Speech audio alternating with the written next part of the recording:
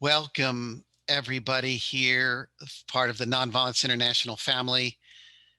We're delighted today to have some of our partners who work on Palestinian justice issues join us to share the incredible work, and I use that word incredible in a genuine way. We have real heroes joining us today doing important, in some cases risky and dangerous work to try to help bring justice to Palestinians. We have Elias Deis, who is the director of Holy Land Trust.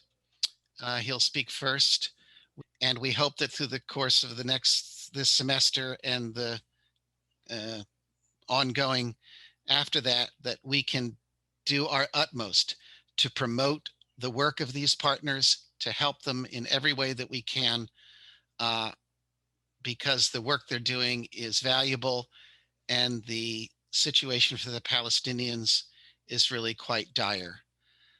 So with that, I think I'll hand over the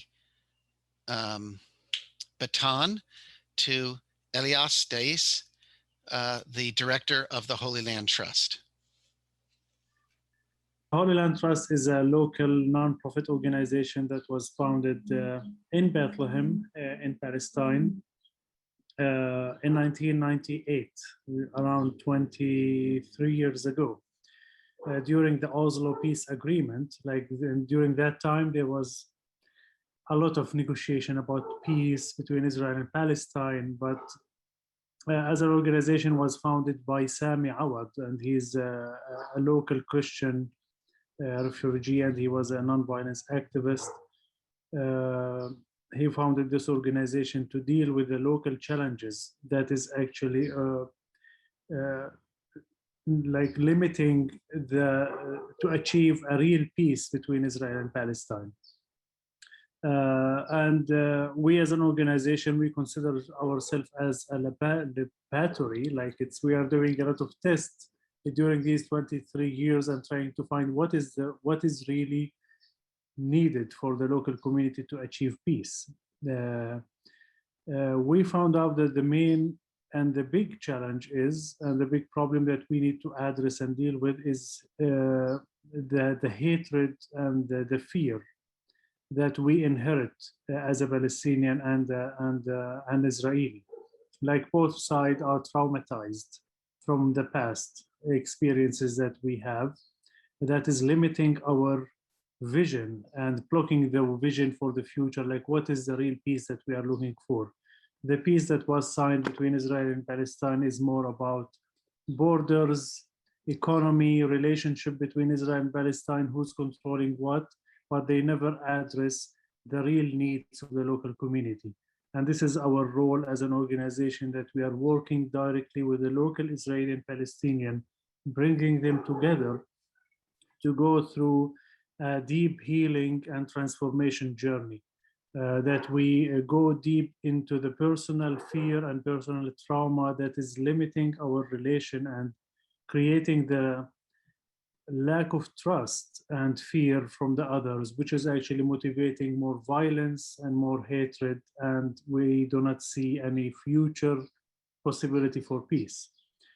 So the main focus of our organization with our Israeli partners, we have several Israeli partner organizations that we do healing hatred programs, bringing Israeli and Palestinian together for a joint retreat. We do not do these classical meetings that bringing Israeli and Palestinian to meet and to get to know each other and then just go home and that's it. We are bringing Israeli and Palestinian to challenge their fears and their traumas, and to challenge themselves what kind of action and what kind of steps they should take. For example, now we are working in a 3-year project funded by the European Union that bring Israeli and Palestinian together to deal with the environmental impact, the environmental impact from the occupation in the West Bank. The Israeli occupation is there is a lot of impact from the Israeli occupation on environmental issue. So we are bringing environmental activists, Israeli and Palestinian, to take action and to work on the ground to address these issues, not only just to come and meet each other and just to get to know each other. So we are calling it from dialogue to action. So our main vision is, how can we create a core group of Israeli and Palestinian who wants to challenge themselves, to challenge the reality, and to create a possibility from the possibilities that we have, like to create and to create their shared vision for the future. So this is one level that we're working on as an organization in the local community, but in the same time, we do a lot of advocacy and awareness campaigns on the international level. We work with the international community by offering them educational and fact-finding trips to the Holy Land to come and visit Israel and Palestine, like the Holy Land, to meet the Israeli and the Palestinian, to get first-hand stories, to encounter, to get to know the reality here, away from the media, away from the books that you read, and just to come and experience the life here, and then to go back to your community to raise awareness about the situation here, and to influence your politicians and decision maker and policy making about and how can they help in resolving the Israeli-Palestinian conflict. So we work in healing and transformation. We work on advocacy, and at the same time, nonviolence is the main philosophy that we adopt as an organization. We do a lot of nonviolence training for the local community, because we believe the only way to resolve the conflict and to get your right is through nonviolence. So we do a lot of programs with the Center for Jewish Nonviolence, with the Palestinian communities here, to support and empower them to resist the occupation.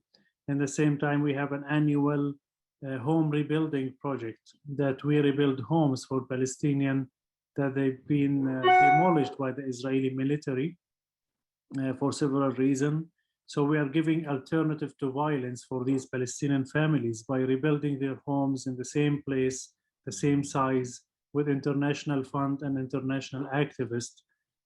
So we trying to tell them that you are not alone, and the only way to resist is to exist, and to just to keep hope alive. We have several projects and programs. I can talk about it for the next 1 hour, but this is briefly like Holy Land Trust is main vision is focusing on healing, transformation, nonviolence, and advocacy with international and locals. And yeah, I'm happy that we are partnered with Nonviolence International and all. With HERN, for example, we are doing now a project in Al Khadr. We are rebuilding a new home with the Center for Jewish Nonviolence. We have been doing a lot of programs in the local, like with the local communities.